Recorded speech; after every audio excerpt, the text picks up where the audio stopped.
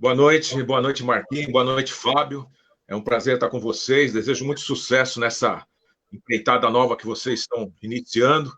Já sei que tem uma receptividade boa aí, os primeiros programas.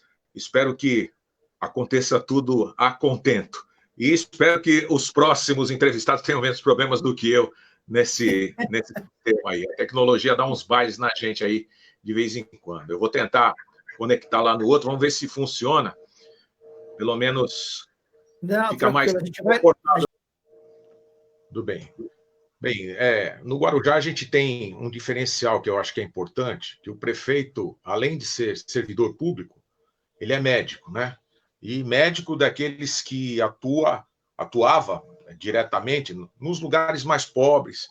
E um dos programas que ele mais trabalhou foi o PID, né? Programa de Internação Domiciliar, que é um programa importante e que tem recurso do governo federal para implantar e faz muita diferença no combate às doenças que são normais em locais de subhabitação, em assentamentos irregulares. São dois programas interessantíssimos. É o PID, o Programa de Internação Domiciliar, e o PAD, Programa de Atendimento Domiciliar. Você faz uma programação, apresenta ao Ministério da Saúde e, com a aprovação, eles encaminham recursos para que você mantenha esse programa em funcionamento. O prefeito, não sei se vocês sabem, anunciou hoje que ele fez o exame e foi diagnosticado com o Covid, né? Ele está estabilizado, não está sentindo assim nada de anormal, ao menos por enquanto. Já está afastado e trabalhando trabalhando em home, né? Está trabalhando à distância. Nós tivemos uma reunião hoje importante com relação ao prosseguimento do processo de abertura. Não tem outro jeito, a gente tem que administrar esse problema, porque as prefeituras precisam, todas as prefeituras precisam de recursos, e esses recursos advêm dos impostos, e as pessoas só conseguem pagar impostos na medida que elas têm condição de ter recebimento, de ter o seu trabalho em curso, né? E realmente o tempo em que as pessoas tiveram que parar foi muito grande, e isso faz muita diferença na arrecadação das prefeituras, no momento em que a ação das prefeituras é muito importante, porque tem que cobrir as falhas da saúde, que não são falhas diretamente relacionadas, não estão atreladas à ação direta da prefeitura.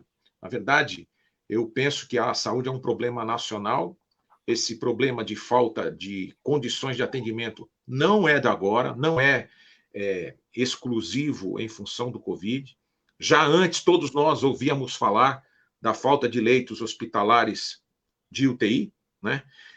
Basta a gente ter em mente que de 5.565 municípios, antes da pandemia, nem 10% desse número tinham unidades, tinham instalações de UTI. Veja, nem 10% de 5.565 municípios tinham UTI. E nesses municípios, mesmo nesses municípios em que existiam UTIs, nem sempre, na maioria das vezes, o número de leitos não era aquele adequado não é nem para a população, para o perfil da população que tem as cidades. É de pasmar a gente ter a notícia de que no estado do Amazonas, somente em Manaus, existiam leitos de UTI, né? É um estado onde a densidade é pequena, mas tem um número considerável de habitantes, e todos eles merecem respeito. Eu acho que, de tudo que a gente está passando, de verdade, assim, o governo nunca se preocupou em dar ao SUS a estrutura que o SUS precisa para atender aquele princípio de atendimento universal em nível de saúde para toda a população. Ocorre que as doenças normais, elas têm uma velocidade de prejuízo à saúde muito diferente dessa do Covid. E o Covid veio para mostrar o quanto nós estamos fragilizados nesse sistema. Eu acho que se deve pensar a saúde de uma outra forma. Eu tenho certeza que você, Marquinho, e você, Fábio, e as vossas famílias, vocês têm uma cobertura de um plano de saúde. A maioria das pessoas que tem cobertura de plano de saúde paga por isso, paga caro por isso, utiliza um percentual muito pequeno daquilo que efetivamente paga. É como se nós estivéssemos fazendo um seguro. O lucro das empresas que têm esses planos de saúde é astronômico. Eu acho que está na hora do governo brasileiro pegar uma parte desse lucro e destinar ao SUS, porque, de verdade, os primeiros socorros, quando acontece um acidente, você é socorrido pelo sistema SUS, pela estrutura municipal, pela estrutura do Estado, que basicamente são estruturados em cima desse sistema universal.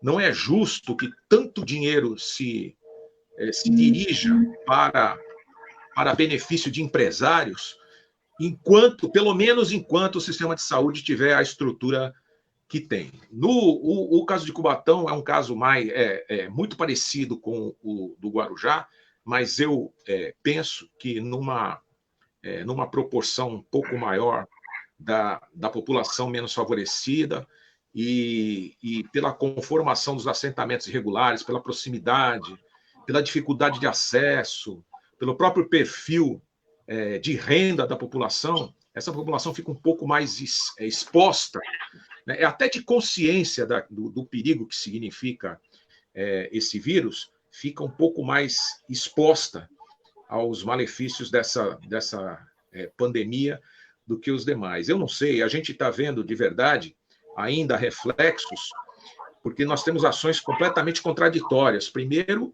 tem que se fazer a quarentena, depois vem um socorro financeiro para as populações de baixa renda de uma forma que praticamente impele a população a se aglomerar em filas da Caixa Econômica, das loterias, etc. Talvez a gente esteja vendo hoje o pico resultante dessas aglomerações.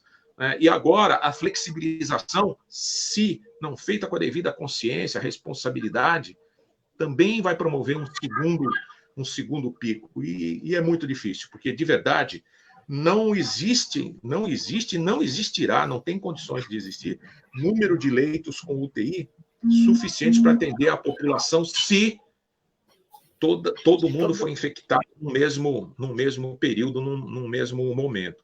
É uma situação bem difícil. Todos os prefeitos estão na berlinda, porque, inclusive, na questão de pré-candidatura, essa fase pré-eleitoral, pouco se vê agora falar nos pré-candidatos, ou se ouve falar em movimento, se fala em cima das ações dos prefeitos, né? E, assim, aquele que fizer muito terá reclamos por ter feito demais, né? Por ter muita precaução. Os que fizerem pouco terão reclamos por terem feito pouco. É muito difícil contentar todos. É uma situação completamente inusitada para nós, para todo mundo, né? Para os que são da nossa geração, para os novos. A velocidade é uma velocidade estonteante, a facilidade de propagação é impressionante, não escolhe idade, não escolhe sexo, não escolhe faixa de renda, atinge a todo mundo, né? E, de verdade, as condições são muito precárias. Então, assim, o grande percentual de sucesso nesse processo, que, de verdade, ninguém sabe quanto vai durar, até porque pode haver reincidência com uma outra forma, depende muito da consciência, da responsabilidade e do conhecimento de cada um na proteção de si mesmo, da sua família, dos seus entes queridos e de toda a comunidade. Adalto, deixa eu te fazer uma pergunta. Você que tem essa larga experiência em administração pública, você tem visto muitos comentários na televisão. Você acha que vai ter muito secretário, muito prefeito, muito governador saindo algemado depois dessa pandemia? Infelizmente, o prefeito lá costuma dizer assim que nos momentos de crise é que se conhece o verdadeiro perfil de caráter de cada uma das pessoas. Existem aproveitadores em todos os momentos, né? E eles estão sempre procurando uma oportunidade. é triste quando a gente vê uma senhora de idade ser enganada na fila do banco por uma pessoa que está até uniformizada, às vezes. Caso que ocorreu na minha família com a minha mãe. Uma pessoa uniformizada com o emblema do banco e tal, enganou a minha mãe e levou o cartão dela. Então, o perfil desse tipo de pessoa, ele não quer saber se é idoso, se tem uma pandemia, ele quer se aproveitar de qualquer maneira. E você tem esse tipo de postura infeliz, porque um sujeito como esse não merece nem a mínima consideração em todos os níveis, né, em todas as áreas. E quanto maior a crise, mais oportunidade aparece, ou pelo menos eles pensam, né, para se aproveitar e ter um resultado aí positivo, que no fim, eu tenho certeza, esse tipo de coisa, isso não gera benefício, né? O recurso que vem dessa forma, ele traz uma energia negativa, que mais cedo ou mais tarde, isso vai retornar para essa pessoa que se aproveita de um momento tão crítico quanto esse, quando as pessoas deveriam estar pensando melhor naquilo que tem valor e não naquilo que tem preço, né? E de encontrar o seu caminho de felicidade pessoal do que se aproveitar dos outros, né? Eu espero que todos que trilhem esse caminho encontrem um abismo lá na frente, sinceramente. Tá bom. Fábio, deixa o Adalberto responder essa pergunta da Viviane Figueira e depois você faz a sua pergunta para ele. Tá bom, até porque também seria essa também. Viviane? Você combinou com a Vivi? Não, mas eu tenho um complemento, mas faz a da Vivi primeiro, depois eu complemento. Deixa eu tirar o óculos aqui, que tá pequenininho. Você acha que, assim como o Guarujá, Cubatão deveria ter um hospital de campanha? Olha, Viviane, obrigado pela pergunta, viu? Eu quero dizer para vocês que eu faço parte de um grupo de oposição ao prefeito. Hoje a gente lançou uma página no Facebook, é o grupo Por Amor a Cubatão, que concentra os esforços aí de várias lideranças, pessoas muito conhecidas. É um grupo apartidário, né? Super apartidário, mas tem vários pré-candidatos e nós estamos unidos no processo aí para oferecer à cidade de Cubatão uma oportunidade para que exista uma mudança real, uma alternativa diferente. E ontem, a principal discussão foi exatamente o tema da saúde, para que nós, como grupo, tenhamos um pensamento que reflita o consenso desse grupo. E nós tivemos a oportunidade de estar com o doutor Paulo Rosa, e o doutor Rosa colocou exatamente a preocupação dele. O que acontece? Cada cidade tem um perfil e uma característica diferente. O doutor Paulo entende que é possível, uma vez que há espaço dentro do hospital, estruturá-lo para que haja esse atendimento. O que nós temos notícia é que haja o atendimento necessário a cobrir aí o número de casos em Cubatão. O que a gente tem notícia é que, e essa notícia vem dos cidadãos, é que isso não vem acontecendo na dimensão necessária para promover o atendimento às pessoas que estão infectadas. O hospital de campanha do Guarujá foi feito num momento em que o crescimento do número de infectados estava já se mostrando muito grande e nós não tínhamos uma estrutura adequada para abrigar novas instalações. Nós estamos agora com 70 leitos de UTI, fazendo mais 10 leitos, né? E o hospital de campanha vem funcionando, e aí tem uma característica bem diferente. A filosofia inicial foi a de separar as pessoas que estão com sintomas dos demais cidadãos que se encontram doentes, evitando que as pessoas adentrem as unidades de atendimento de saúde. O hospital de campanha faz isso de uma forma muito real lá no Guarujá, até pelo seu isolamento de localização, porque ele está dentro da base aérea e tal, então tem toda uma segregação. Nós tivemos também uma felicidade imensa de conseguir fazer um acordo com o Ministério Público e eles liberaram de imediato um recurso oriundo de um TAC, de um processo de termo de ajuste de conduta, compensação ambiental, da ordem de 8 milhões. Na verdade, custa mais do que 8 milhões, por causa da forma como ele foi feito. Não, o hospital de campanha lá não é um hospital que, ao se encerrar, tudo vai embora, todo equipamento vai embora.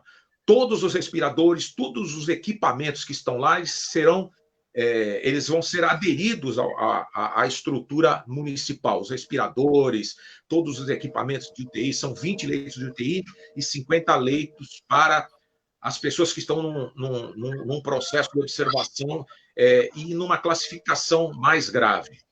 E também o projeto do hospital ele foi apresentado ao Ministério Público, que contratou um especialista, um consultor, e fez determinadas exigências que eu não sei se tem em outros hospitais de campanha, como, por exemplo, um sistema de exaustão especial para que o ar que circula lá dentro, porque é obrigatório ter ar-condicionado pela própria configuração do espaço, não retornasse para a circulação e as pessoas respirassem esse ar. Então, tem todo um cuidado, isso foi acompanhado por pessoas do Ministério Público que acompanhou esse processo. Então, assim, está funcionando muito bem, e nós estamos nos estruturando para absorver esse equipamento de forma definitiva. Então, existem, em termos de saúde, pelos especialistas, vários posicionamentos.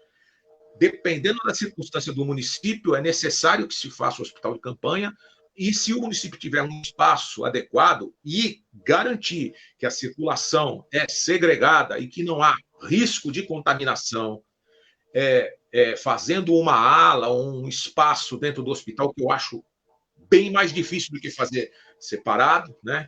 E garantir as equipes também, porque hoje você fala assim, eu vou fazer 10 leitos de UTI, você terá condições de conseguir os respiradores, de conseguir equipe para colocar esses 10 leitos funcionando em quanto tempo, né? Então, quando a gente fala, eu vou fazer mais tantos leitos de UTI, existe um espaço de tempo aí para a estruturação física da acomodação desses aparelhos, para a compra dos aparelhos e para conseguir montar a equipe que vai permanecer ali, porque precisa de fisioterapeuta, precisa de enfermeiro, precisa de médico especialista, não é qualquer médico que faz, que pensa em entubar as pessoas. Isso é bem complicado, é bem complicado.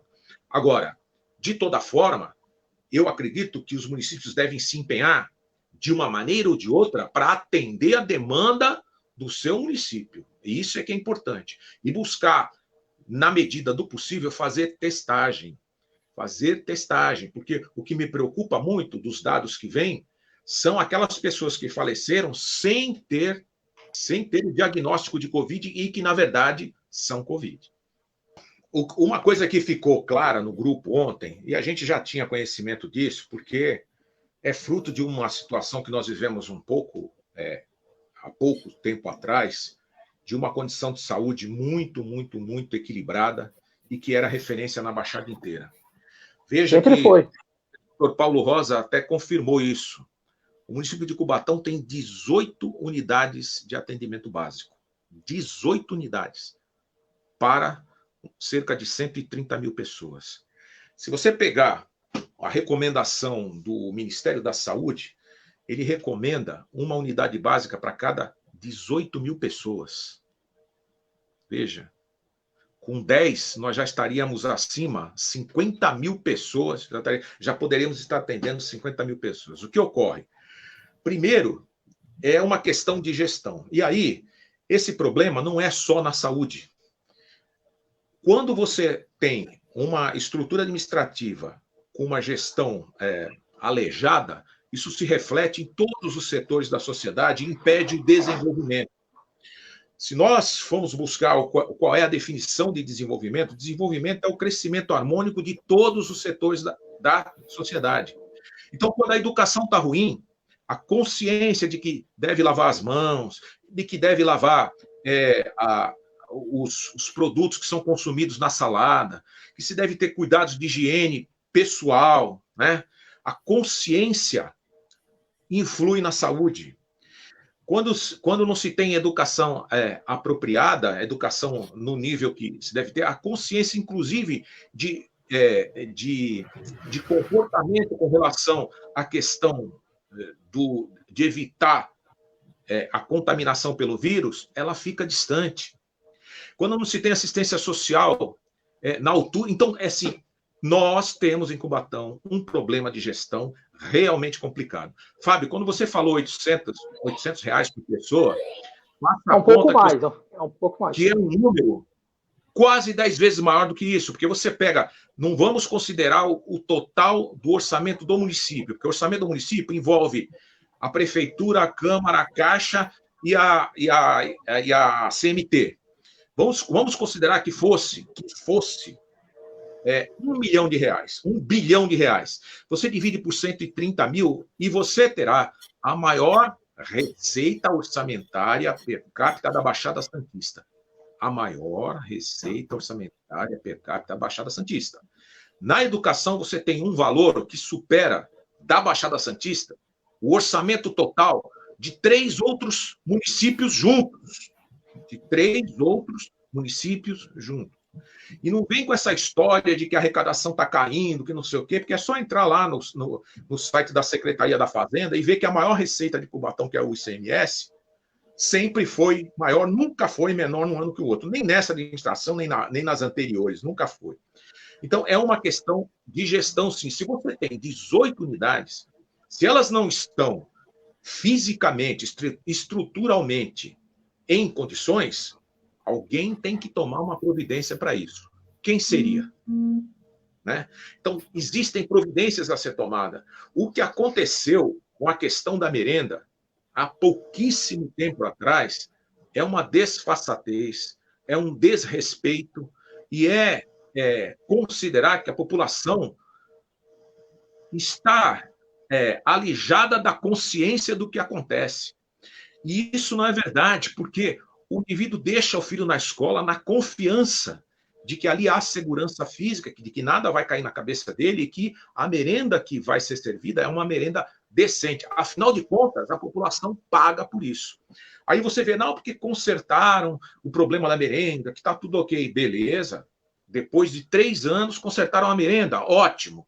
E os 3 anos anteriores que pagaram a merenda, qual é a providência que tomaram para que esses recursos retornem para a prefeitura para gerar outro tipo de benefício, se é que a merenda foi efetivamente colocada no seu lugar? Então, assim, eu vejo com muita irresponsabilidade, porque aí diz assim também, nós não temos dinheiro para verificar as condições de todas as escolas. Eu falei por várias vezes, pega o funcionário da prefeitura que é engenheiro e manda fazer um relatório de risco. Onde tiver risco para as crianças, não põe as crianças. Qual é o custo que um engenheiro da prefeitura... qual é o preço que a prefeitura custa? Quanto custa um engenheiro da prefeitura fazer isso se não é o seu salário? Então, assim, tem coisas que dá para entender. Não dá para entender por que acontece isso em Cubatão. Cubatão é para estar num outro nível. O que está acontecendo de notícia com a Uzi Minas, e a gente não vê absolutamente nada a ser feito, eu não acredito que tartaruga sobe imposto. Se a Uzi Minas vai acabar, aquilo ali é particular, é porque alguma coisa vai acontecer lá. Qual é a participação da administração pública para que depois não queira sentar na janelinha com o ônibus andando? Para garantir espaço para os munícipes da cidade, para exigir que eles qualifiquem pessoas da cidade para trabalhar lá. Isso é feito por acordo. E isso não vai acontecer da indústria vindo buscar uma administração que não tem credibilidade nenhuma. Ela não luta nem pelo que ela tem direito. Vai lutar por aquilo que os empresários estão fazendo. Não é possível que não esteja acontecendo nada. Não é possível. Ali é um local estratégico, de interesse mundial. Alguma coisa vai acontecer lá. E nós estamos fora desse processo. O município está fora desse processo, porque aquela ponte foi derrubada. Não existe... O setor industrial está trabalhando sozinho. Infelizmente, ele poderia ter muito mais condição de ajudar o município se estivesse junto ao município, se o município estivesse trabalhando para consolidar aquilo como um distrito industrial efetivamente. Aquilo não é um distrito industrial, são várias empresas ao longo de uma rodovia. Ao longo de uma estrada. Né? e a gente não está fazendo nada. O que a gente está fazendo é estacionamento para desenvolvimento de outros municípios, para desenvolvimento de atividades em outros municípios. Nós é que estamos sendo o estacionamento. Opa, então vamos cobrar para caramba para ser esse estacionamento, não é? Nós não queríamos, a população não quis, há algum tempo atrás, que houvesse aterro sanitário em Cubatão. Por quê? Porque nós íamos receber aterro e lixo. Nós somos. O Cubatão é uma população pequena e ia receber lixo de uma grande quantidade de habitantes da Baixada Santista. Mas nós podemos receber os caminhões do Brasil inteiro que vem para o porto de Santos, que é o maior porto da América Latina. Bacana, legal, ok, não tem problema, vamos receber. Mas vamos cobrar quanto por isso? Para poder melhorar a vida e a qualidade do espaço urbano de Cubatão. Então vamos cobrar. Isso aí. Uma pergunta aqui do teu xará, ó. Trabalhamos muito na década de 90 para a comunidade resgatar o orgulho de ser cubatense. Hoje vejo uma cidade triste e abandonada. Será que podemos ter esperança em voltar àqueles bons tempos? Adalberto, nosso amigo Adalberto Nascimento. Oi, Adalberto. Um abraço para você. É difícil dois Adalbertos juntos, hein? Mas tudo bem. Então, vamos lá. Adal. Nós trabalhamos muito, houve um momento na história de Cubatão onde a cultura, né, as atividades, os eventos, a gente inventava noite italiana e todo o comércio se envolvia nesse processo, noite alemã, fechávamos as ruas e todo mundo ganhava com isso. A população ganhava porque tinha onde ir, sociabilizar-se, os comerciantes ganhavam, a economia assumia uma postura positiva, com uma perspectiva de crescimento. Isso é muito bom e impulsiona. Eu acredito demais em Cubatão. Essa história de dizer que Cubatão está falida é como se um garimpeiro encontrasse uma pedra bruta e ficasse olhando para aquele cristal, admirando a transparência sem saber o valor daquilo que tem nas mãos. A potencialidade de Cubatão é absurda. Eu entendo que Cubatão é uma das cidades que tem o maior potencial de crescimento do país pelo parque industrial que tem e a capacidade, o potencial de modernizar esse parque industrial e de utilizar áreas que não são ocupadas até o momento. O parque industrial foi formado numa época em que se imaginava que a ocupação espacial estava diretamente ligada ao aumento de produção. A tecnologia veio e mudou essa relação, né? Então, hoje, você produz muito mais com uma ocupação menor de espaço. E esse projeto que foi feito lá atrás, hoje, resultou em pequenos espaços ocupados e grandes áreas ainda passíveis de ocupação.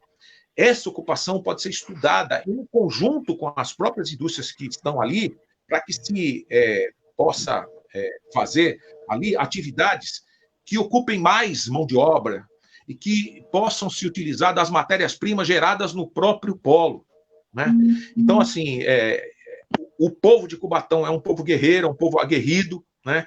E tem condições, a realidade de Cubatão mudou, tem condições, sim, de se capacitar e de fazer um bom trabalho e contribuir ainda mais do que contribui para o desenvolvimento de São Paulo e do Brasil. Também eu entendo que tanto o governo de São Paulo quanto a União, eles têm uma dívida para com Cubatão e para com todas as cidades que são cidades que se transformaram em polos industriais. Porque isso foi concebido e construído durante a época do milagre brasileiro, à custa do sacrifício de muitos, que depois de instalado todo esse parque, de verdade não se beneficiaram desse processo. Hoje se fala muito em acabar com o ICMS, etc., mas tem que ter muito cuidado com o que vai acontecer ou com o que pode acontecer com essas cidades, né? Porque toda a distribuição dos recursos oferidos com a cobrança de impostos está baseada no incentivo à produção. Então, aquele município que mais produz é aquele município que mais recebe. É justo isso, porque o município que não se esforça para produzir não pode receber mais recursos de retorno do que outro que dá sua cota de sacrifício ou de trabalho, né? ou de ocupação de espaço para isso. Então, assim, é Cubatão que é responsável por 64% do valor adicionado da Baixada Santista. Ou seja, a maior parte do recurso da atividade secundária, que é a atividade industrial, está no município de Cubatão. A Baixada seria completamente diferente se não existisse Cubatão. O estado de São Paulo seria completamente diferente e o Brasil seria outro Brasil se não fosse Cubatão. Então, nesse processo todo, eu penso que o país, a União, deve fazer um projeto, uma linha de financiamento. Ninguém quer dinheiro de graça, não. Faz uma linha de financiamento para os municípios industriais, para acabar com esse círculo de pobreza que existe nos municípios industriais e para transformar a riqueza que é produzida ali em benefício para a população. Vamos lá. Bom, o que eu acho de uma administração que tem uma diretriz lógica é que você mantenha as conquistas e que evolua na construção de uma nova realidade. A gente, de verdade, não viu uma nova realidade. A nova realidade que a gente vê é a perda das conquistas. Eu sou de um tempo, aí em Cubatão, onde a cidade era referência em termos de equipamentos esportivos. 3 centros esportivos de magnitude significativa, de funcionamento exemplar, que contribuiu em muito para a geração de atletas, para a educação das pessoas, para a formação de caráter, né? E que revelou muita gente para o esporte. Armando Cunha, Castelão, até então, falando aí da questão da manutenção das conquistas, né? E as obras. O governo passado, de uma maneira ou de outra, acabou entregando uma parte do projeto de reurbanização da Beira-Mar, e que foi alvo... abandonado hoje, infelizmente. Foi alvo de uma audiência pública também, um projeto que contemplava toda a orla, etc. E foi entregue direitinho, foi uma empreiteira de Cubatão aí que fez, e fez muito bem feito. O projeto era um projeto bom, feito por um arquiteto de Cubatão, que é o Ricardo Cretella, né? Foi um bom projeto. Mas isso se perdeu. Então, a pergunta que eu faço é, se não teve condições de manter aquele pedaço que já estava pronto, como é que vai começar outro? Se não teve condições de nem terminar a obra de reforma do Centro Esportivo Armando Cunha, inclusive cujo recurso era externo, portanto, tem que ver até qual é a desculpa de não se fazer isso, já que o recurso era da AGEM, né? Como é que vai encarar uma coisa nova? Então, assim, a biblioteca está daquele jeito ainda que vocês sabem. Avenida 9 de Abril, as pessoas... Foi feito agora um remendo nos buracos e foi pintado. Um negócio assim que não dá para explicar, porque, assim, quantas avenidas importantes nós temos no município de Cubatão? De verdade, a gente conta nos dedos as avenidas. Se você for colocar em nível de importância, igual a 9 de Abril não tem nenhuma. Não tem nenhuma. E ela tem uma peculiaridade que dá a ela uma posição urbanisticamente muito interessante. Em 300 a 400 metros, não mais do que 4, 5 quarteirões, ela tem uma calçada com uma largura que nenhuma outra avenida da Baixada Santista, dos 9 municípios, tem uma calçada como aquela, com aquele tamanho, aonde é possível se fazer uma intervenção urbanística para dar uma caracterização diferenciada e transformar aquilo numa referência, num espaço emblemático, que cause orgulho para a população, que seja um instrumento de promoção de identidade com a população. Uma visão tão bonita que se tem ali da 9 de Abril, onde a gente divisa a Serra do Mar, uma vista tão privilegiada que se tem ali daquele lugar, um espaço amplo. Cidades com avenidas outras, com um espaço muito menor, conseguiram resolver isso, e de maneira que a população, não que tenha ficado um exemplo arquitetônico de beleza, igual Milão, não, mas de uma maneira que a população se apropriou daquilo como referência, né? E isso beneficiou o quê? Beneficiou o comércio, né? Beneficia todo mundo.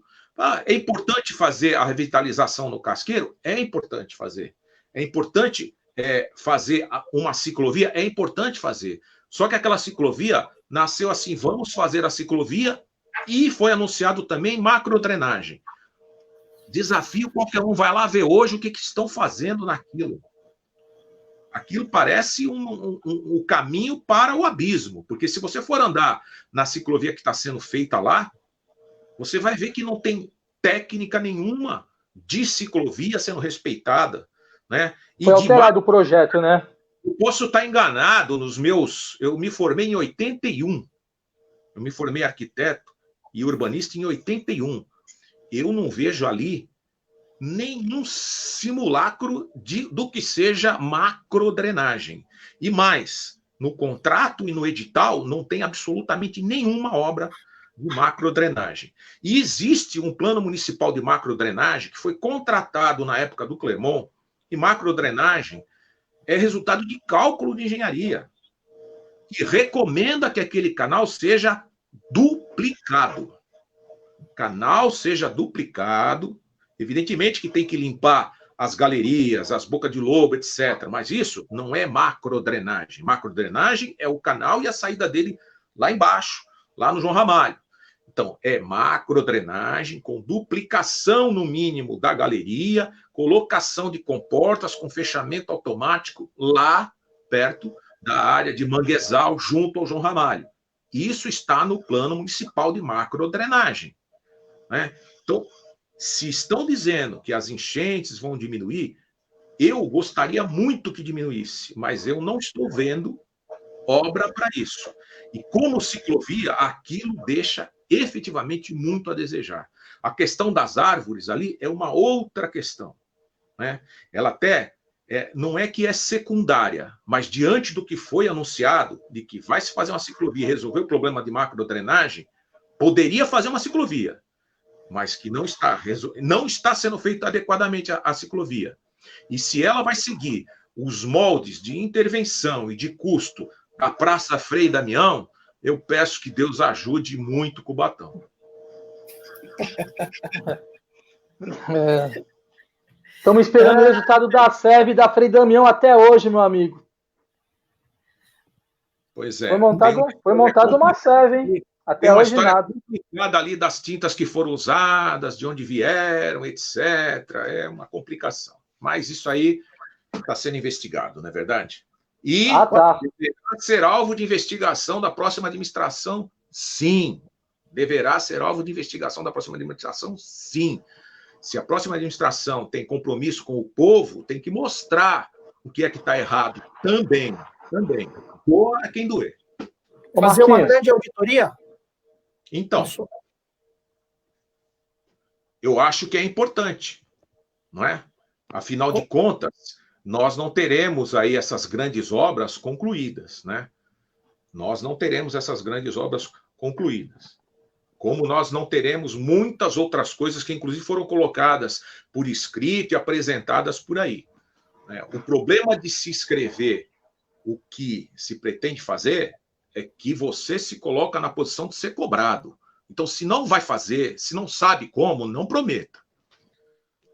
A questão da iluminação é uma incógnita aí que tem que ser respondida, né? E tem que ser muito bem respondida, porque ela está sendo cobrada e, teoricamente, ao menos o parque de iluminação deveria ter sofrido uma modificação bastante significativa, deveria ter um diferencial, porque quando a gente troca a lâmpada halógena por lâmpada de LED, a gente tem um custo inicial, mas depois tem uma economia bárbara, tanto na troca de lâmpadas, quanto no custo de energia, né? Isso deveria estar sendo cobrado. E aí, veja aquilo que eu falei da questão sistêmica. A falta de gestão ela é global. A questão da segurança fica comprometida porque o recurso da iluminação que a população paga não é aplicado adequadamente, né? É muito importante a iluminação para a segurança, é importantíssimo. Eu me perdi um pouco aqui no que você falou. Eu perdi a linha de raciocínio. A manutenção das escolas, nas escolas, as creches, centro esportivo. A piscina do Armando Cunha Manutenção. tem Vocês sabem que quando eu me aposentei, depois de 1 mês e meio, mais ou menos, eu fui convidado a fazer parte, a ser diretor do DAD. O DAD é um departamento que fica na Secretaria Estadual de Turismo e é o Departamento de Apoio e Desenvolvimento das Estâncias. E existem 70 estâncias no município, no estado, e mais um grande número de municípios de interesse turístico. Até Cubatão, graças a Deus, durante a nossa passagem lá, acabou se transformando em município de interesse turístico, que é uma exigência hoje para se chegar à estância. E eu tive a oportunidade de visitar a maioria dessas estâncias. E nós temos cidades grandes e cidades pequenas. A maioria delas são cidades pequenas. Eu fui, pelo menos em 40, 45 instâncias eu fui. Em todos os lugares que eu fui, tinha uma obra que o prefeito fazia questão de me levar e dizer assim, olha, essa aqui é a obra que é a menina dos olhos da administração. Eu pergunto a vocês, qual seria a obra que é a menina dos olhos da administração? Vocês não vão saber responder. E talvez falem assim, é o restaurante popular. Mas o restaurante popular não é uma obra exclusivamente da administração, né? Mas são os conjuntos habitacionais que foram entregues. Também não é uma obra exclusivamente da administração. Uma obra com recurso exclusivamente da administração, qual seria essa obra? Eu até responderia, mas não adianta responder porque está fechado. O município que tem dificuldades financeiras, ele busca, de alguma maneira, resolver os seus problemas para estar em ordem com as certidões, para ir buscar recursos externos. Nós estamos no Guarujá com uma dificuldade muito grande de arrecadação, porque o IPTU é a primeira coisa que um município que tem um grande número de residências de veraneio, a primeira coisa que o pessoal faz é parar de pagar o imposto dessas residências de veraneio. Mas o município está em pleno movimento de obras de várias ordens em todo o município. Tudo recurso conseguido com financiamento, uma vez que a capacidade de endividamento existe, e Cubatão também tem capacidade de endividamento e precisa ser bem utilizado, e as certidões que permitem você se candidatar à obtenção desses financiamentos também estão em ordem, né? Então, o que dizer? Você entra no CALC, tem uma série de itens lá, eu não sei se são 7 ou 8. O Cubatão está negativo na maioria deles, inclusive em gasto com a educação, inclusive na contribuição previdenciária, né? E isso é muito triste, é muito desrespeito. Então, o que está se fazendo em Cubatão é uma gestão que não tem prioridades, e, portanto, se não tem prioridades, administra a crise, não quer resolver. É importante que permaneça a crise, porque na crise eu atendo A, eu atendo B, eu dou um pouquinho aqui, eu dou um pouquinho ali, né? A população não tem uma programação a seguir para cobrar aquilo, porque não se é claro naquilo que está fazendo. De verdade, houve audiência pública mostrando o que são esses projetos da ciclovia, e audiência pública de verdade, houve tempo para que as pessoas examinassem os projetos para ir para a audiência pública, porque a audiência pública exige que a documentação seja colocada à disposição um determinado período. Isso é exigência de lei. Tá certo? Na minha opinião, houve uma apresentação de projeto. Isso não existe. Apresentação de projeto aquilo não é projeto, aquilo é apresentação. O projeto Eles apresentaram são, inclusive, das pessoas que são técnicas, para que elas façam perguntas e que dirimam suas dúvidas, e que esclareçam e que até mostrem alternativas de mudança de algumas coisas que podem ser, sim, justificadas. Né? Correto. Tudo isso, o que eu vejo é um grande desrespeito à população. É um grande desrespeito à população. Esse caso agora dos frigoríficos que foram comprados, veja, se era mesmo para guardar remédios e não existiam, Então, todos os remédios até então foram guardados de maneira errada, né? Se não era, e era também para este fim que todos falam aí que é, por que não esclarecer isto? Por que não mostrar aonde que isso logicamente é factível, é razoável? Por que não mostrar? Né? Eu acho que falta isso. A soberba impera sobre o respeito e a exigência de se colocar claramente o que está se fazendo. Todos são responsáveis, inclusive a população. E a população, ela não vamos dizer, eu não diria que a população se iludiu, ela acreditou naquilo que foi falado. E é importante que a população use essa experiência de ter acreditado, mais uma vez, e pese aí o que é que ela deve considerar nesse segundo momento, né? Porque, assim, apostar no que falam, todos vão falar que vão resolver e tal, todos os partidos têm um programa, todos os programas são maravilhosos, todos vão dizer que vão arrumar isso, que vão arrumar aquilo. Agora é preciso analisar quem efetivamente tem experiência, conhecimento, estrutura, equipe para ir atrás do que é necessário para fazer essa mudança, porque senão ela não vai acontecer.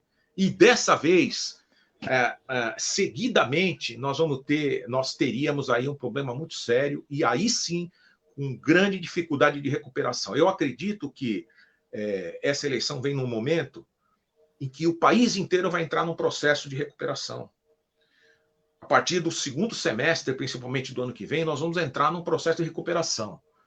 É natural, é senoidal esse desenho desse gráfico. Nós estamos indo lá e nós vamos subir. A história é assim. Depois de um processo de calamidade mundial, tem um processo de recuperação. E, de novo, o Brasil é o país que tem condições naturais e um povo com um perfil que tem tudo a ver com esse processo de recuperação. Nós estamos acostumados a vencer dificuldades. Aí eu faço de novo uma analogia com o tempo que eu estive no DAD. Todas essas cidades, o prédio mais interessante e mais estruturado e mais bonito era o prédio da prefeitura, por menor que fosse. O que você está falando sempre falou isso. O que você está falando da casa se reflete no que é a prefeitura hoje. Desculpa, mas eu fui lá outro dia e eu me senti amargurado, porque a minha lembrança é a lembrança da época que eu trabalhei ali. Os filmes que eu vejo da água caindo nos setores, as pessoas brincando de barquinho. Gente, isso aí é desespero do servidor mostrando aquela situação. A estrutura da prefeitura é o coração do município, onde o servidor desenvolve o seu trabalho. Bravos servidores, heróis os servidores. O que seria de Cubatão se não fosse os servidores? Tão amaldiçoados, tão pisados, tão humilhados por esta figura que está aí, que só sabe se alimentar de soberba. Se ele está tão bem quanto diz que está aí nas suas publicações, dentro do que ele vê no mundo de Bob, vai para a rua, vai andar na rua para ver se ele está tão bem assim. Não tenha medo, não. Afinal de contas, você é o salvador da pátria, você colocou tudo no lugar. O cara que a primeira coisa que fez foi mandar todo mundo embora da Cursan. Ainda se tivesse pago os direitos, muito bem, poderia estar de cabeça erguida. Mas não está de cabeça erguida, não. E nunca vai ter cabeça erguida. Ele sabe o que está nas costas dele. E isso volta. E não é só a Cursan, né? Não é só a Cursan. Aí tem uma... também, né? Que é jogar nas costas da administração anterior. E o que vai ter que se recuperar para que o servidor volte a ter autoestima. Para que a população volte a ter autoestima. Imagina o que vai ter que fazer, o esforço que vai ter que fazer para as pessoas acreditarem que o prefeito não é aquele sujeito que fica encastelado lá em cima. Cercado de gente idiota, que só fica dizendo que ele é lindo, que ele é maravilhoso, lendo aquele gibizinho do mundo de Bob. Desse jeito, o Cubatão não vai para lugar nenhum.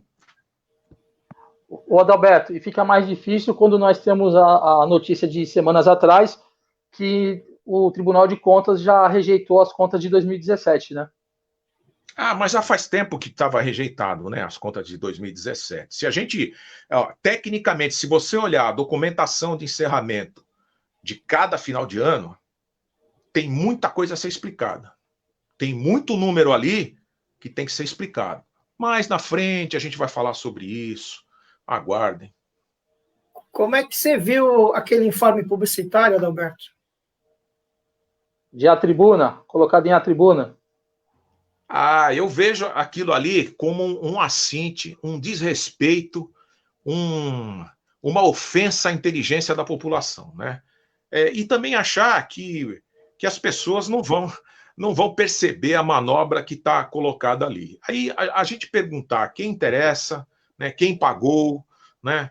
E aí foram a fundo, vocês viram aí o endereço, a fotografia, nossa, é uma coisa realmente humilhante. Bom, pelo menos explica por que não sai na rua, né?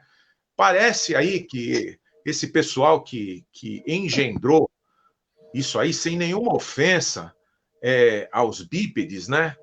Aí às aves, né? Mas parece pato, né? Cada passo que dá deixa uma lembrança no caminho. É muito, viu?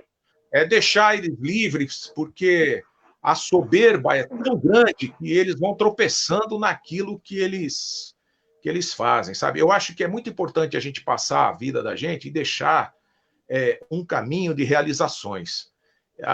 E aí é uma coisa pessoal, né? Cada um deixa o rastro que pode. Eu sou uma pessoa que eu nasci em Santos e no segundo semestre da faculdade eu tive a oportunidade de, fazendo um concurso aí na prefeitura, e trabalhar na prefeitura.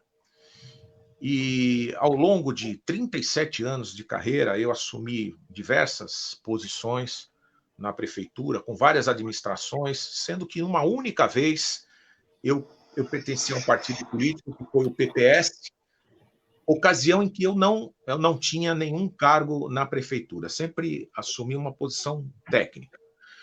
E eu aprendi a gostar dessa cidade e aprendi a fazer isso conhecendo os detalhes da cidade e percorrendo todo esse local que fisicamente é de uma beleza impressionante. As pessoas costumam dizer que Cubatão está no fundo do estuário. Cubatão não está no fundo do estuário. Cubatão é o coração do estuário. A gente tem umas ocorrências físico-geográficas que ninguém tem. E eu penso que a gente pode, com a experiência que a gente teve aí fora, na área de administração pública, na área de gerência de cidade, no DAD, vendo o que as outras cidades fazem com poucos recursos, no próprio Guarujá, que tem 3,5 vezes a população, 2,5 vezes a população daí, e mais ou menos a mesma renda. Eu acho que a gente pode fazer muita coisa, mas principalmente a gente pode falar a verdade e fazer um governo participativo. Não acredito em ninguém que prometa que vai fazer alguma coisa realmente significativa a curto prazo. De verdade, a gente está vendo o que está acontecendo aí, e quando se fizer a transição, nós vamos encontrar muito mais coisas. Eu só acredito que essa cidade se levante desse momento. Eu acredito que assim, o Cubatão está quase no fundo do poço. Não está no fundo do poço, porque nós temos um processo eleitoral aí, e dentro desse processo eleitoral é a oportunidade das pessoas olharem para cima e ver a luz. E é caminhar para a luz. Na década de 80, no meio da década de 80, quando Cubatão era considerada a cidade mais poluída do mundo, houve aquilo que eu acredito, a união de todas as forças da dinâmica de evolução da cidade, todos os setores de participação, a população, os clubes de servir, o Estado, a União, todos se uniram para tirar de Cubatão esse estigma, essa máxima que foi atrelada a ela de cidade mais poluída no mundo. E isso Aconteceu. Aconteceu porque esse esforço conjunto de comunidade, entidades de servir, governo municipal, estadual e federal, deram chance para que a natureza se recuperasse.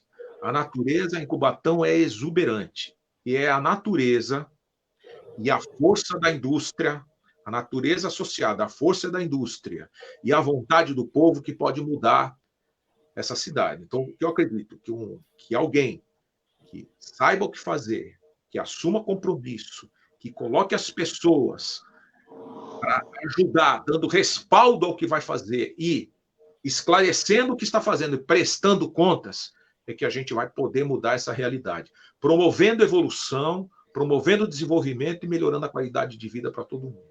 E acho que o mote desse processo é renovação urbana. Cubatão precisa ter um perfil de cidade. Falta muita coisa para ser uma cidade com os equipamentos que são necessários para uma cidade. Uma atualização no plano diretor é necessária, né, Adão? Então, esse processo de atualização do plano diretor, se as pessoas lembrarem, houve o plano diretor participativo, que teve a contribuição de todos os setores da sociedade. Isso se transformou num projeto e foi para a Câmara, se eu não me engano, em 2006, porque a lei assim o exigia. Isso nunca foi votado. Isso nunca foi votado. Ficou lá, os vereadores colocaram um monte de emenda, mas não foi para votação. Então, o Executivo, àquela época, fez a parte dele, encaminhou ao Legislativo, e o Legislativo, que não é este que está aí, mas que poderia ser, porque esse poderia ter assumido essa responsabilidade de ter feito isso, né, com as atualizações que fossem necessárias, com novas audiências públicas, com novas diretrizes, porque a tecnologia avança e muita coisa mudou de lá para cá, mas o cerne daquilo que a população queria ficou gravado nesse projeto que se chamou Plano Diretor Participativo. Para quem não lembra, está lá no www.infomilênio, em Cubatão, Plano Diretor Participativo. Tem a fotografia das reuniões, tem os diagnósticos, tem os processos, tem o projeto de lei que foi para a Câmara, está tudo ali no Novo Milênio. Então, a desculpa não é que não existe contrato, tá certo? Esse recurso ele teria que estar alocado já, até por força de... Eu não lembro agora quando é que foi feito esse contrato, mas é o último ano da administração e existem algumas exigências legais com relação aos contratos que foram perpetrados a partir do 4º mês. Não sei se foi o caso, mas assim, não existe desculpa. Lá no Guarujá, nós temos aí um retrato bastante detalhado do perfil das crianças. E nós temos registros de crianças que não têm fogão em casa. Isso parece uma loucura, mas essa realidade existe, não é só no Guarujá, tá certo? E até Santos Sim. também tem na sua periferia. Então, num primeiro momento, a ideia de distribuir mantimentos, ela não se sustenta quando você tem um número de crianças com esse problema. Então, a gente passou a distribuir a quentinha para essas crianças, com todo um controle para que elas pudessem levar a merenda para casa. Então, assim, nesse processo de pandemia, estão sendo distribuídas pelo menos 3.500 refeições desta forma, né? Além das cestas básicas que estão sendo distribuídas, e é nas próprias escolas que as merendeiras estão continuando trabalhando e fazendo refeições para serem distribuídas.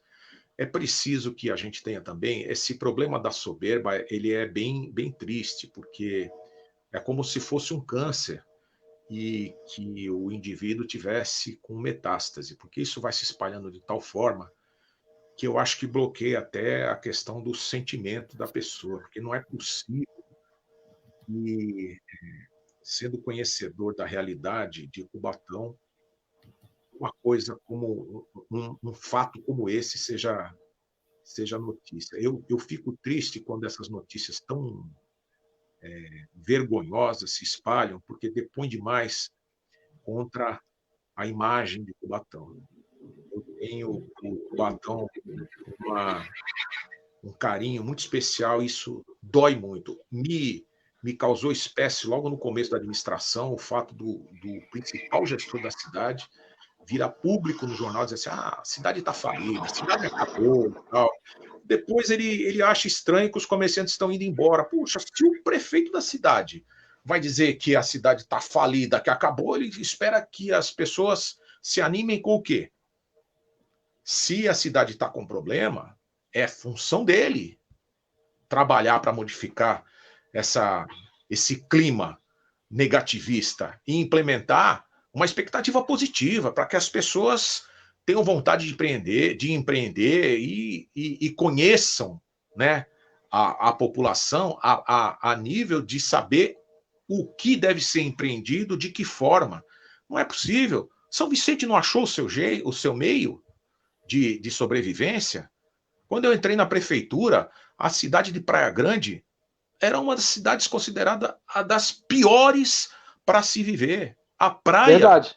A praia de Praia Grande, eu dei aula mostrando urubus em rios de esgoto na praia. Qual foi o milagre? Qual foi o milagre que fez a Praia Grande virar o que ela é hoje? Qual ruas foi de areia ainda. Ruas que nem eram asfaltadas, né? Pois é. Então, assim, o comércio de São Vicente, porque São Vicente, o povo não tem poder aquisitivo. O povo de Cubatão é igual o povo de São Vicente, não tem poder aquisitivo. O comércio de São Vicente hoje é um comércio pujante, que atende a população de São Vicente e não só de São Vicente, porque souberam encontrar um nicho de mercado, uma maneira de fazer as coisas, né, que atende todo mundo, como o comércio de Vicente de Carvalho. O comércio de Vicente de Carvalho é fraco? Quem conhece Vicente de Carvalho, vá a Vicente de Carvalho para ver se o comércio... já fui sim. Então, e é uma cidade que o perfil dos habitantes é muito de determinadas áreas, é muito parecido com o de Cubatão. Eu vejo uma cidade há muitos anos sem oportunidade para os jovens. Se vocês olharem bem o número de candidatos a vereador, de pré-candidatos a vereadores, as pessoas que são pré-candidatos a prefeito, vejam a faixa etária das pessoas. O processo da época da Revolução ou da ditadura, chamem como quiser, que tinham interventores, podou o crescimento de lideranças novas, de referências históricas para as pessoas. Os interventores voltaram por várias vezes depois, em função de não ter lideranças novas. É preciso haver uma política dirigida aos jovens. É preciso usar melhor esse recurso da educação. A gente tem uma notícia maravilhosa como essa de uma moça agora que conseguiu uma bolsa, vai estudar não sei aonde aí. Quantas notícias nós temos iguais a essa no Brasil? Uma jovem sozinha, sem estrutura nenhuma. Não é a primeira, no ano passado teve um outro rapaz também. Verdade. É preciso que a gente dê valor a esses jovens, que a gente valorize aquilo que não tem preço. É isso que precisa, a gente valorizar o que não tem preço. Acho que Cubatão vai perder muito.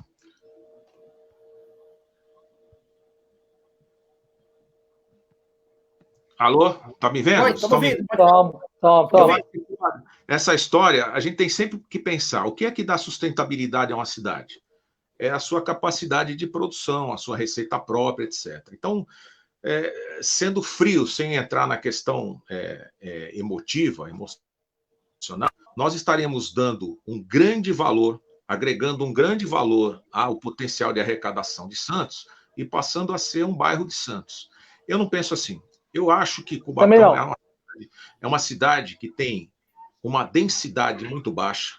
A densidade de ocupação de Cubatão é uma densidade que está em torno de 200 habitantes por hectare, na média. O que é isso, 200 habitantes por hectare? É um quarteirão, na média, é um quarteirão com casas térreas ou sobrados. Na média, é isso. Ainda existem muitos terrenos desocupados em Cubatão e terrenos com baixíssima utilização. A infraestrutura instalada suporta uma densidade maior, Ou seja, é uma cidade que tem condições de abrigar muito mais pessoas.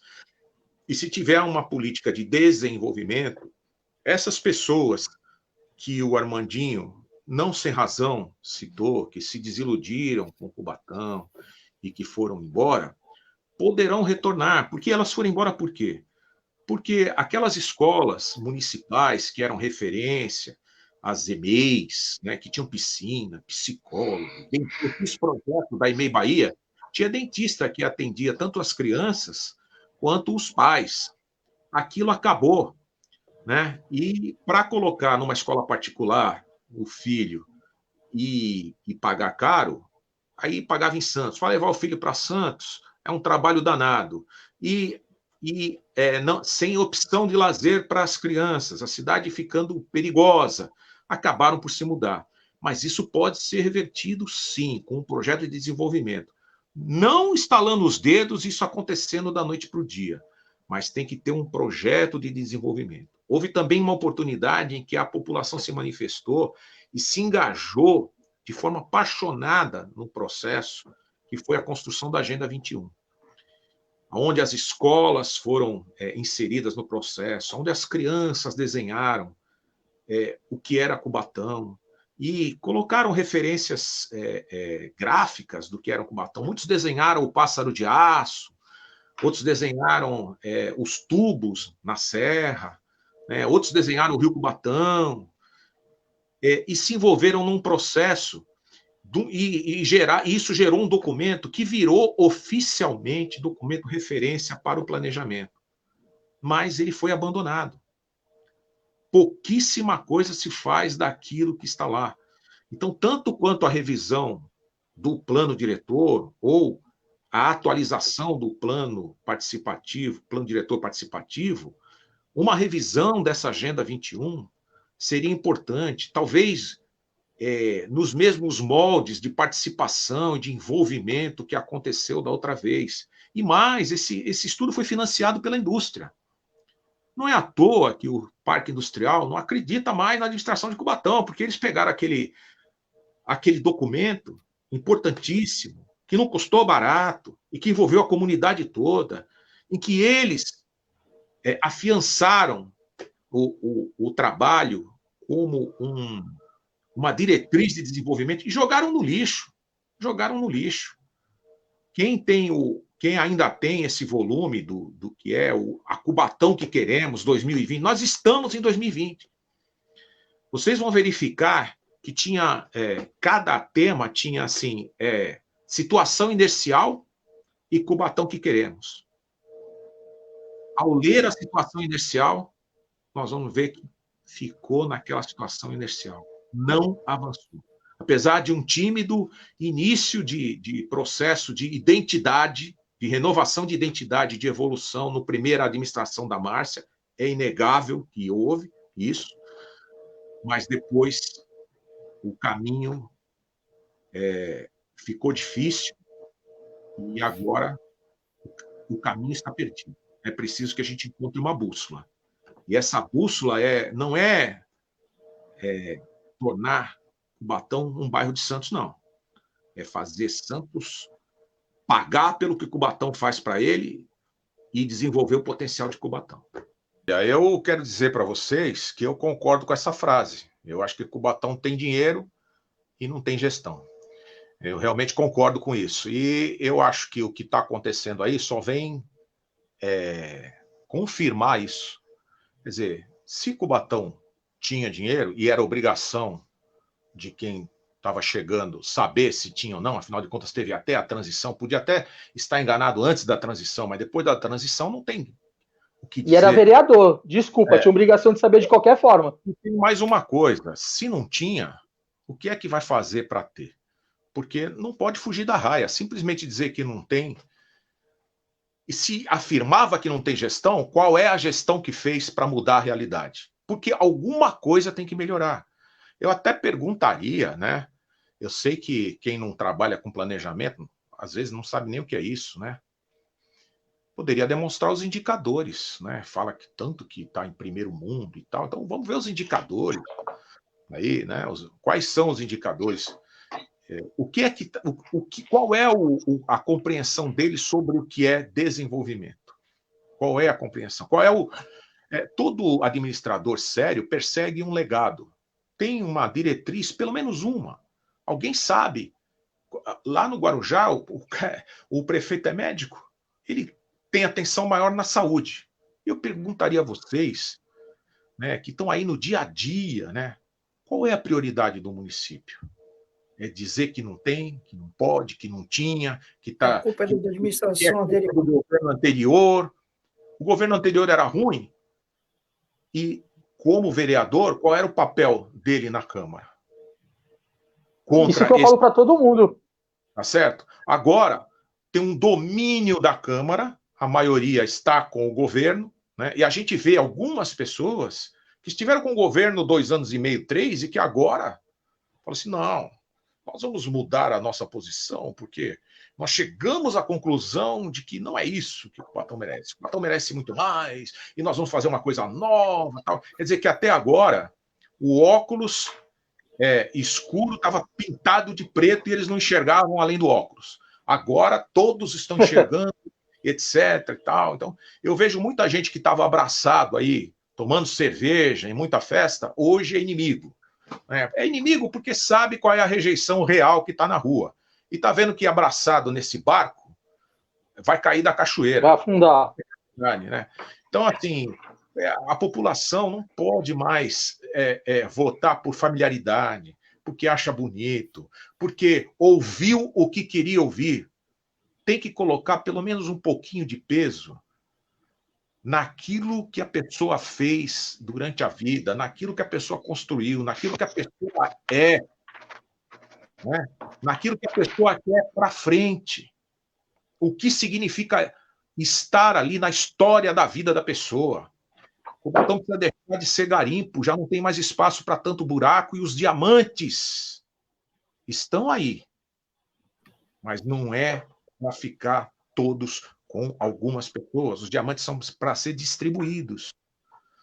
Se não houver desta vez uma conscientização de que é preciso ter algo novo, diferente, onde a participação efetiva da população aconteça, para que ela pelo menos saiba o que está acontecendo, de verdade, vai ser difícil andar, porque os buracos vão se unir e aí vai ficar muito profundo o abismo.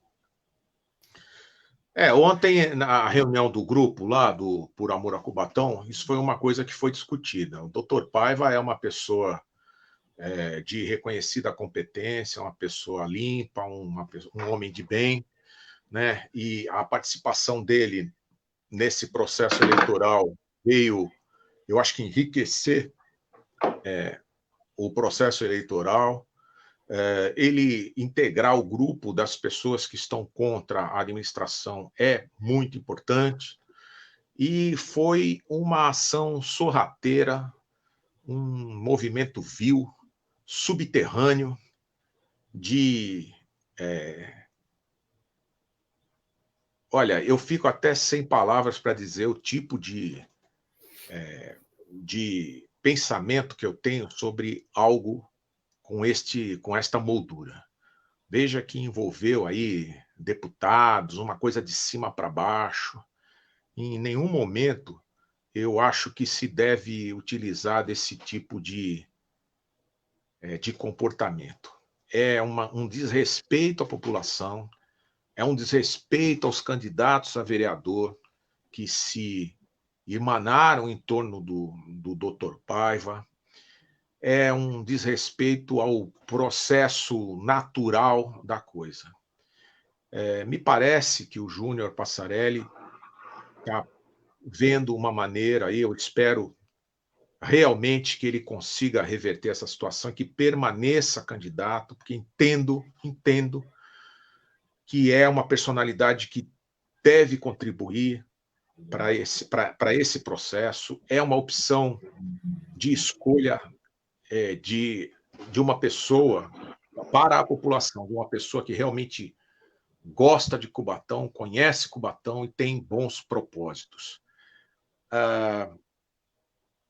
De novo, a questão da soberba, o império do dinheiro, do poder, né? E nesse processo de, eu diria, desespero, porque isso é medo do confronto, né?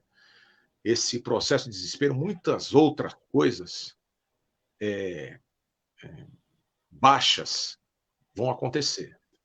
E quem está nesse processo, esperando uma condição de disputa limpa, tem que saber que isso existe, porque é o perfil de determinadas pessoas agirem dessa maneira. O perfil de caráter das pessoas, ele não modifica com o poder, ele se evidencia com o poder, né? Então, o artifício que estão utilizando é o que eles têm na mão. Eles não têm articulação, pensamento, estratégia e compromisso para apresentar projetos. Já fizeram isso e não cumpriram. Então, eles têm certeza de que a palavra deles já são sílabas soltas no vento, ninguém vai escutar. E o que resta para eles é provocar, de novo, uma crise, porque o que eles sabem é administrar crise. Eu não quero administrar crise, eu quero gerenciar evolução e desenvolvimento. Eu acho que esse grupo que está formado tem pessoas com gabarito, com responsabilidade, com história na cidade, e eu acredito que desse grupo sai o vencedor dessa eleição, porque a população tem que dar uma resposta para o que recebeu. Roberto, para a gente não correr o risco de cair novamente e perder o áudio, deixa aqui para você fazer suas considerações finais aí e até a gente marca uma próxima live aí contigo mais para frente. Bom, eu agradeço a vocês a oportunidade de estar me expondo aqui, apesar das dificuldades técnicas, né? Espero que da próxima vez a gente tenha um programa onde a gente possa discorrer com mais continuidade, isso. Fábio, te agradeço também, eu desejo sucesso a vocês. Acho que esse trabalho que vocês fazem é um trabalho importante, porque, como eu disse, é um momento de reflexão, e acreditem que o povo de Cubatão precisa acreditar que no momento do voto é uma conversa entre ele e Deus, ninguém mais tem controle sobre isso. E a conversa com Deus tem que ser verdadeira. Se vocês querem uma cidade diferente, vocês têm que fazer uma opção diferente. Entrar na fila para apanhar 2 vezes não é muito recomendável. Eu não tenho mais idade para isso. E, para mim, é um desafio muito grande resolver Cubatão, mostrar o caminho do desenvolvimento. Eu vi o que aconteceu no Guarujá, depois de uma administração realmente desastrosa, e eu acredito que o potencial de Cubatão é tão grande, ou até maior, por força do parque industrial, do que Cubatão. São perfis diferentes. Tem um perfil turístico importante também, muito importante, a segunda maior instância do estado. O Cubatão tem um perfil industrial. Todos têm condição de evoluir. Aliás, toda cidade tem uma condição de evoluir. A diferença, tá, como disse, talvez a única coisa que tenham dito certo aí, algumas pessoas tenham dito certo, é que gestão é importante. E o que falta realmente é gestão. Tá bom? Boa sorte para vocês, sucesso. Boa noite, Cubatão. Durmam em paz, acreditem que a esperança vem. E ela tem caminho e solução para os problemas. Boa noite.